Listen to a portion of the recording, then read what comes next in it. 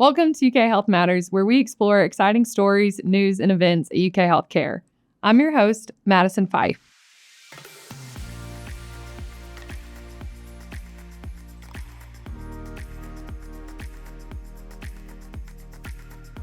In this episode, we'll meet an inspiring young public servant who's living his lifelong dream after receiving a kidney transplant. We'll also introduce you to a foot and ankle surgeon who shares expert advice on when to see a specialist.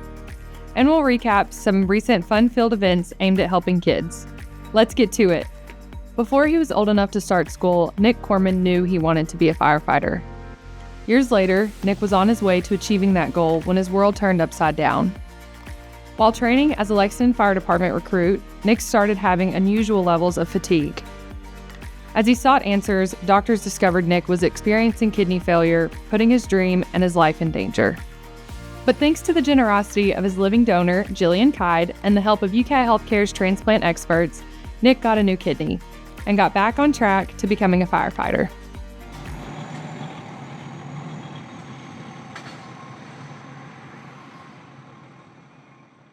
My name is Nick Corman, and I'm here talking with you all through my kidney journey. And at 3 years old, I knew in my heart this is what I wanted to do, and I wanted to work for this fire department. So it's always been a goal and a dream of mine. When you get hired, you have to go through lab work, and there were signs that something was going on with my kidney, but being 23 at the time, I was just like, nah, I ain't gonna worry about it. And I remember it was before Christmas, we had our lab work, and my GFR had dropped to a 6, and I was now in renal failure.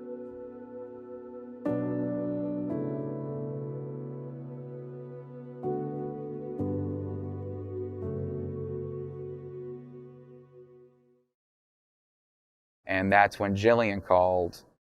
I was finishing my dialysis training. She called Kristen, and then Kristen started crying, and I didn't know what was going on at the time. I was like, she was in a match, it's all good. And she said, Nick, Jillian's a match, you're gonna get a kidney. Jillian, I remember I saw Jillian at UK Transplant before we had her surgery. I mean, she looked like she just won the lotto. She was so excited to donate.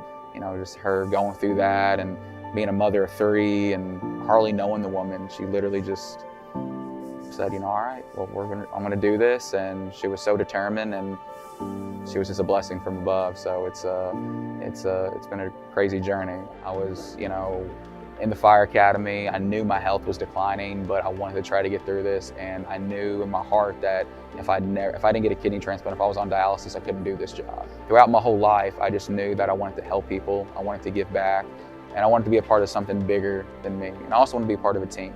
It's just the best job in the world. I mean, it's crazy we get paid to do this. We're blessed here in Lexington, and it's just a dream come true. Nick returned to the Lexington Fire Academy 6 months after recovering from transplant surgery. He remains healthy and is now a full-time firefighter. Each year, the UK HealthCare Transplant Center performs more than 200 transplant procedures. Our team helps patients through every step of the process, including support after surgery.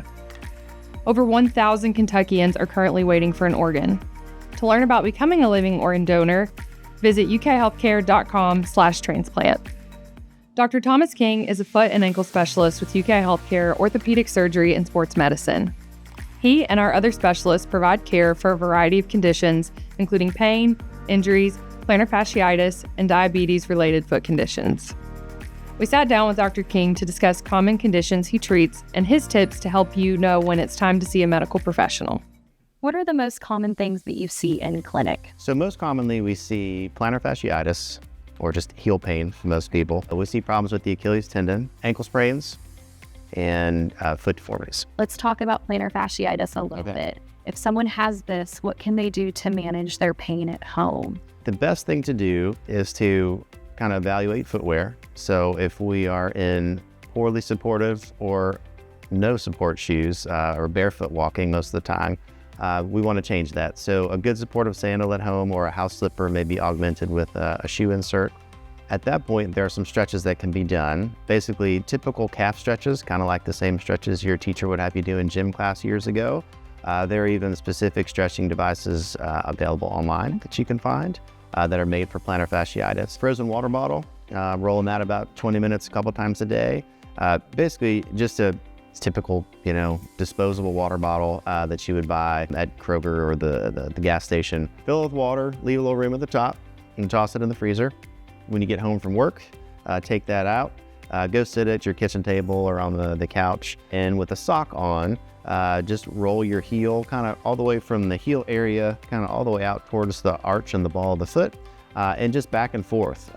You can put as much pressure on it as tolerated. When you're finished, give it a good wash, throw it back in the freezer, you're ready for next time. And they sell night splints online that you can utilize. Most people are not able to tolerate sleeping in them, but if you wear them in the evening, if you're streaming your favorite show or reading a book or whatever you do with your leisure time, that can be helpful to stretch it out. If you've done a couple of weeks of that, or say 4 weeks of that, and you're not seeing improvement, symptoms are worsening, probably time to consider going in and get checked out. Thanks to Dr. Thomas King for joining us to talk about foot and ankle health and how our experts at UKHealthCare Orthopedic Surgery and Sports Medicine can help. To learn more or to schedule an appointment, visit ukhealthcare.com/ortho. Each year, University of Kentucky students host a 24-hour, no sleeping, no sitting dance marathon to raise money for our DanceBlue pediatric hematology and oncology clinic at Kentucky Children's Hospital. This spring marked the 20th anniversary of DanceBlue, with hundreds of students gathering for the event at UK's historic Memorial Coliseum. Over the last 20 years, DanceBlue has raised more than $23 million to fight pediatric cancer and help young patients and families affected by it.